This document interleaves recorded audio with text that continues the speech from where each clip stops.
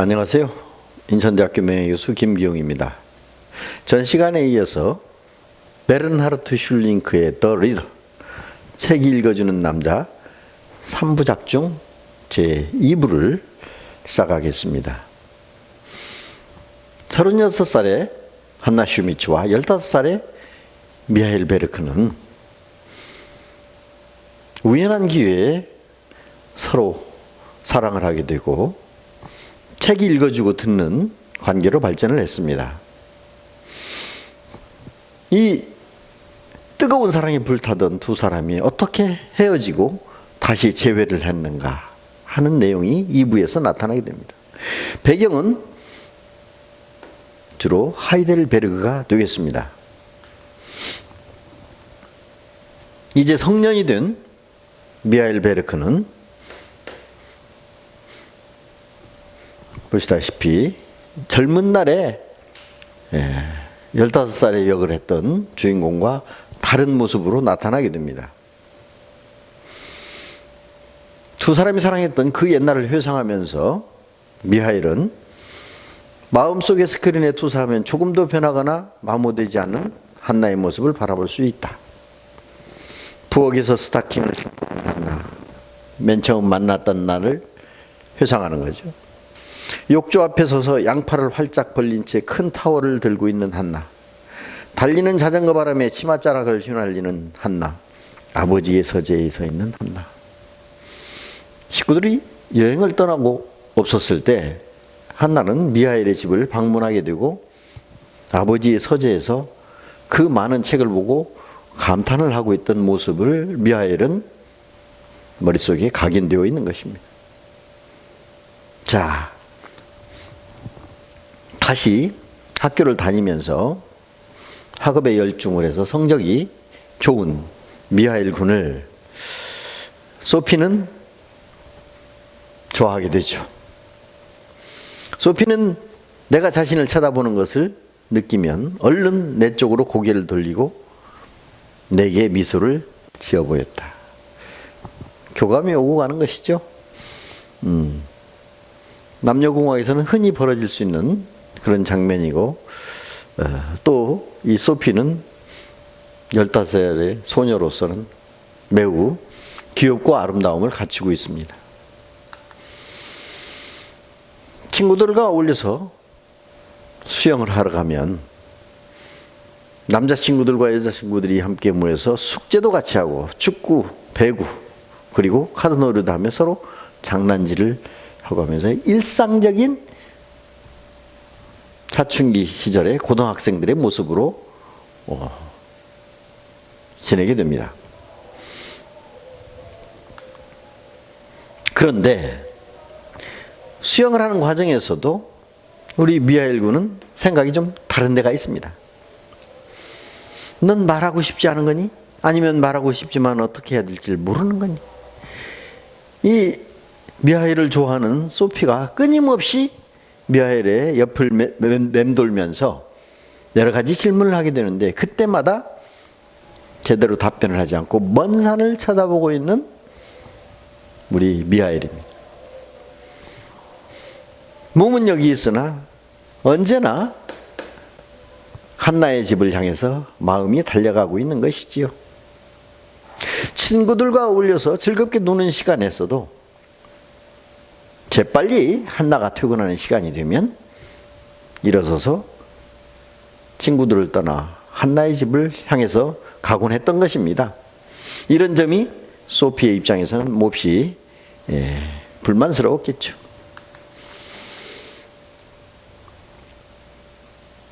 한나의 집을 방문했을 때 시간이 불과 얼마 없었기 때문에 미하일은 다른 것을 생략하고 사랑의 행위만을 요구를 하게 됩니다. 이때 한나는 이제 뭘 원해? 1시간 동안의 내 인생 전체를? 라면서 몹시 흥분해서 꾸짖게 됩니다. 한나에게는 사랑의 행위만이 중요한 것은 아니고 책 읽어주기, 샤워, 그리고 함께 누워있기, 이런 의식이 상당히 중요한 의미를 가지고 있던 것입니다. 그동안에 어떤 사연이 있기 때문에 제대로 된 사랑을 나누지 못했던 것에 대한 보상이라나 할까요? 그러나 진정이 된 이후에는 곧바로 두 사람이 만났을 때 일상적으로 행하던 샤워, 책 읽어주기, 사랑행위 이런 것을 다시 반복하게 됩니다. 그러나 한나가 볼 때는 자신과의 관계 때문에 미하엘이 학교 수업을 소홀히 한다거나 친구들 사이에서도 멀어지는 것을 결코 원하지 않습니다. 그래서 이제 내 친구들한테 가봐. 미하엘의 마음과는 좀 다른 이야기를 하는 것이죠. 어느 날 억지로 떠밀려 친구들에게 돌아간 미하엘은 수영장에서 놀고 있을 때 언뜻 한나가 자신의 모습을 보고 있는 것을 알게 됩니다. 일어서느라 그녀에게서 식선을 뗀 그 짧은 순간에 그녀는 사라지고 없었다. 확인을 하기 위해서 자리에서 일어났으나 이미 한나는 그곳을 떠나고 없었던 것입니다. 알아볼 수 없는 표정의 얼굴로 나를 쳐다보던 짧은 반바지와 끈을 동여맨 블라우스 차림인 한나. 평상시 전차 검표원의 복장이 아닌 일상의 복장을 한 한나를 발견했던 것입니다. 다음 날 그녀는 떠났다. 이 장면이 마지막 두 사람의 장면이었을 줄은 미하엘은 알지 못했던 것입니다. 물론 한나는 자신이 이제 이곳을 떠나려는 결심을 한 상태였기 때문에 친구들과 어울려서 놀고 있는 미하엘을 마지막으로 한번 보기 위해서 수영장을 찾아갔던 것이죠. 미하엘이 떠나간 한나의 집을 찾아갔을 때는 이미 늦었습니다. 미하엘은 과연 한나가 왜 느닷없이 떠났을까? 혹시 자신의 잘못된 행동 때문에 그런 것은 아닌가 하는 죄책감 때문에 여기저기 수소문을 하고 다니면서 한나가 떠난 사연을 알아봅니다. 한나가 근무하던 회사에서 그의 상사했던 사람이 나는 그녀에게 전차 운전기사 교육을 받아보라고 제안했죠. 그런데 그녀는 모든 것을 내팽개친 겁니다. 전차 검표원으로서 훌륭하게 성실하게 근무했던 한나는 좋은 평을 받았고 그보다 승진을 해서 차라리 운전기사가 되는 것은 어떻게 했느냐 기회를 준 것인데 이거에 대해서 한나의 방안은 한나의 태도는 의외로 직장을 버리고 떠난 것입니다. 과연 한나에게는 어떤 사연이 있길래 이와 같은 보통 사람과는 다른 행동을 했던 것일까요?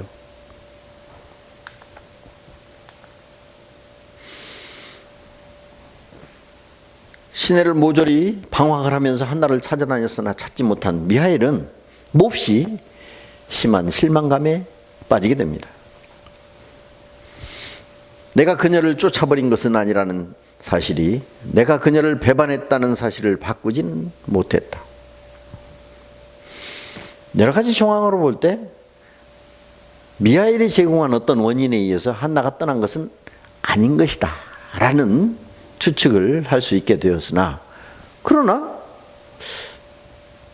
친구들과 어울려서 특히 소피와 매우 다정한 것처럼 보이게 하는 그 장면을 한나에게 들킨 꼴이 되었기 때문에 미하엘은 상당히 심한 자책감에 빠지게 됩니다. 그렇기 때문에 나는 여전히 유죄였다. 이 내용은 미하엘이 법대를 지나가고 법을 공부한 이후에 법학자의 관점에서 내린 내용입니다. 그리고 범죄자를 배반하는 죄가 되지 않으므로 해도 까닭이 유지한다. 분석적으로 논리적으로 한나와 자신의 관계를, 또 한나가 떠나는 이유를 꾸준히 생각을 해봐도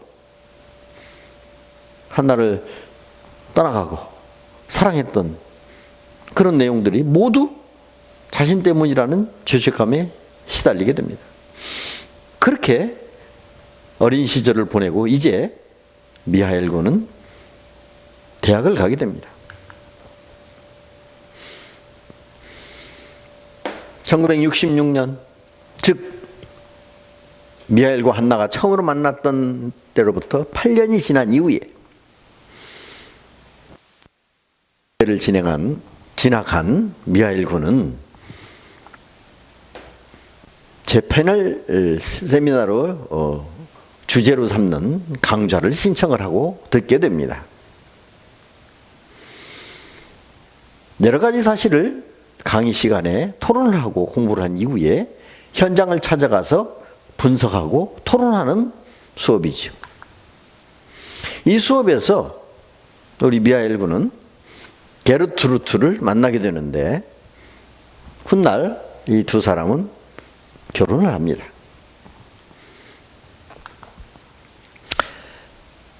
근처에 있는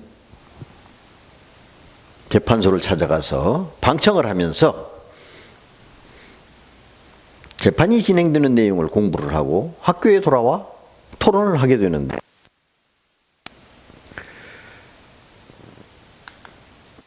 나는 그녀가 호명되어 일어나 앞으로 걸어나갈 때야 비로소 그녀를 알아보았다.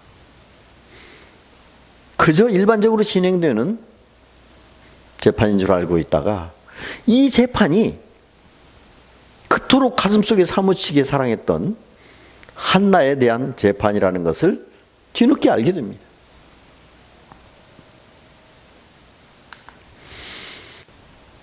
이제 재판의 내용에 들어가 보겠습니다. 지멘스에서 당신한테 근무조장 자리를 제안했음에도 불구하고 당신이 친위대에 들어갔다는 건 사실입니까? 한나는 전차 검표원을 그만둔 뒤에 지멘스로 갔고 지멘스에서 또 성실한 근무 태도 때문에 좋은 고과 점수를 받아서 근무조장을 추천을 받았음에도 불구하고 그 자리를 버리고 친위제를 들어가고 유대인 수용소에서 근무를 하는 과정을 겪었습니다. 재판의 내용에 대해서 학교에서 돌아와서 토론하는 광경입니다. 탑에 불이 붙었고 그 불이 지붕으로 옮겨 붙었으며 이윽고 들보가 타면서 교회에 실내로 문을 의자들이 불이 붙기 시작했다. 육중한 문들은 꿈쩍도 하지 않았다. 피고들은 마음만 먹었으면 그 문을 열어줄 수도 있었다. 많은 유태인들을 이동하는 과정에서 낡은 교회에 가둬놨는데 마침 불이 난 것입니다. 이때 감시원들이 문만 열어줬어도 그 유태인들은 살아날 수가 있었습니다. 근데 자신들이 도망가기에 바빴고 문을 열어주지 않았습니다. 그로 인해서 그 실내에 있던 유태인들은 모조리 몰살을 당하는 결과를 가져왔던 것이죠. 이에 대한 책임을 묻기 위한 재판이 진행되고 있는 것입니다. 재판을 받고 있는 뒷모습을 바라보는 미하엘에 나는 그녀의 머리와 목들며 어깨를 읽었다. 매우 가까운 사이에서 접촉을 했던 미하엘로서는 그녀의 어깨의 모습만 보더라도 그녀의 감정을 알 수 있었던 것입니다. 재판장은 당신이 수감자들을 죽음 속으로 보내고 있다는 사실을 몰랐습니까?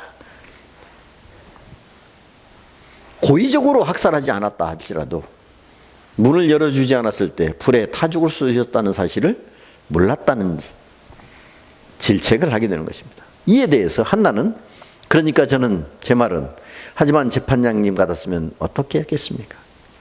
사실 이러한 말은 어떠한 재판에서도 상당한 불경에 해당합니다. 지금 재판은 피고인인 한나와 그 동료들을 재판하고 있는 것이지 재판장을 재판하는 것은 아니지 않습니까? 금기로 되어 있는 이런 말을 했을 때 이 재판장은 몹시 당황을 합니다. 그러나 침착하게 재판장은 이 세상에는 우리가 간단하게 응해서는 안 되고 또 목숨이 걸리지 않는 것이라면 그로부터 거리를 둬야 되는 일들이 있습니다. 라고 매우 논리적이나 추상적인 답변으로 마무리를 하게 됩니다. 이 재판장의 모습을 보고 여러분들은 어디선가 본 모습이라는 것을 기억해내면 좋겠습니다. 바로 책 읽어주는 남자 첫 번째 이야기 리스본행 야간 열차에서 바로 아마데우의 아버지, 그때도 역시 판사로 나왔었죠. 그 동일 인물이 이 작품에서도 배역을 맡고 있습니다. 한나가 등을 돌려 나를 쳐다보았다. 드디어 재판이 진행되는 몇 번째 날, 그녀는 내가 그곳에 와 있다는 것을 줄곧 알고 있었던 것이다. 직접 눈이 마주치지 않았음에도 불구하고 미하일이 그 재판장에 와 있다는 것을 한나는 처음부터 알고 있었던 것입니다. 증인들을 통해서 그 당시 상황이 낱낱이 드러나게 됩니다. 한나가 수감인들 중에 한 명을 자기 숙소에 데리고 자면서 책을 읽어주게 하고 따뜻하게 품어주고, 그러나 그 수용인은 아우슈비츠로 가서 처형을 당하는 그런 과정을 설명을 합니다. 사실은 한나는 아우슈비츠로 후송될 입장에 있는 그 수감인을 자신의 숙소로 불러서 마지막으로 따뜻한 잠자리를 제공하면서 자신도 역시 책 읽어주는 것을 듣는, 어떻게 보면 죽기 전에 은혜를 베푸는 행동을 했던 것이죠. 어쨌든 그와 같은 사실들이 재판의 막바지에 이르러서 과연 그 보고서를 누가 썼는지에 집중을 하게 됩니다. 한나는 아닙니다. 내가 쓰지 않았습니다. 누가 썼느냐는 것이 그렇게 중요합니까? 사실 재판을 받는 피고인으로서는 상당히 불경스러운 질문을 다시 한번 하게 되는 것이죠. 재판장한테 질문을 합니다. 그래서 별로 좋지 않은 인상을 주게 되고, 같은 피고인들 사이에서도 이러한 한나에게 죄를 뒤집어 씌우려고 하는 음모가 진행이 됩니다. 그래서 그 당시에 같은 감시원으로 일했던 동료들로부터 그 보고서를 쓰는 것이 너 이렇게 몰아주기에 당하게 됩니다. 어쨌든 그 보고서를 쓴 사람을 가려내기 위해서 필체 감식을 하게 되고 전문가를 데려와서 한나의 필체를 검사를 하게 됩니다. 한나는 몹시 당황을 합니다. 앞에 놓여 있는 하얀 종이와 볼펜. 그러나 한나는 글을 쓰지 못합니다. 읽지 못합니다. 문맹자였던 것이죠. 이러한 사실은 미하일은 이미 알고 있었습니다. 한나가 본인이 직접 책을 읽지 않고 계속적으로 읽어달라고 부탁을 했을 때, 처음에 만났을 때는 몰랐으나 어느 정도 시간이 지난 다음에는 한나가 문맹이구나 하는 것을 눈치를 챘던 것이죠. 그러나 세상 사람들에게 한나는 너는 누구에게도 자신이 문맹자라고 하는 것을 밝히지 않고 살아왔습니다. 이 당시 한나는 어떤 선택을 했을까요? 전문가까지 부를 필요가 없습니다. 제가 그 보고서를 썼다는 사실을 시인합니다. 문맹자라는 것을 시인하기보다는 차라리 그 죄를 뒤집어 쓰겠다는 선택을 하게 됩니다. 그만큼 한나 슈미츠에게는 자신이 문맹자라는 것은 일생일대의 수치스러운 일로 끝끝내 자존심을 지키고 싶어 하는 것입니다. 학교로 돌아왔을 때 이 교수님은 미하엘 군이 피고인 한나와 어떤 관계가 있다는 것을 눈치를 채게 됩니다. 왜 나는 그냥 가만히 있지 못했는가? 즉 재판정에서 한나는 문맹자입니다 라는 것을 밝혔을 때 보고서를 자신의 손으로 쓸 수 없다는 것은 증명이 가능하고, 그렇게 됐을 때 한나는 처벌을 면할 수 있다는 근거가 될 수 있음에도 불구하고 그것을 밝히지 못했던 것이죠. 그러나 끝내 미하엘은 그걸 실행에 옮기지 못합니다. 그리하여 한나는 모든 죄를 혼자 뒤집어 쓰고 종신형을 받고 수감을 하게 됩니다. 죄책감에 시달리던 미하엘은 이제 감방으로 찾아갑니다. 그러나 감방을 향해서 들어가던 미하엘은 도중에 용기를 잃고 한나를 만나지 못하고 돌아가게 됩니다. 이러한 심경의 변화는 어느 날 처음으로 한나의 집에서 만남이 이루어졌을 때부터 끊임없이 지속되었던 것입니다. 두 사람의 관계를 세상에 드러낼 수 없었던 그런 점이 작용했던 것이죠. 기대에 부풀었던 한나는 몹시 실망할 수밖에 없었습니다.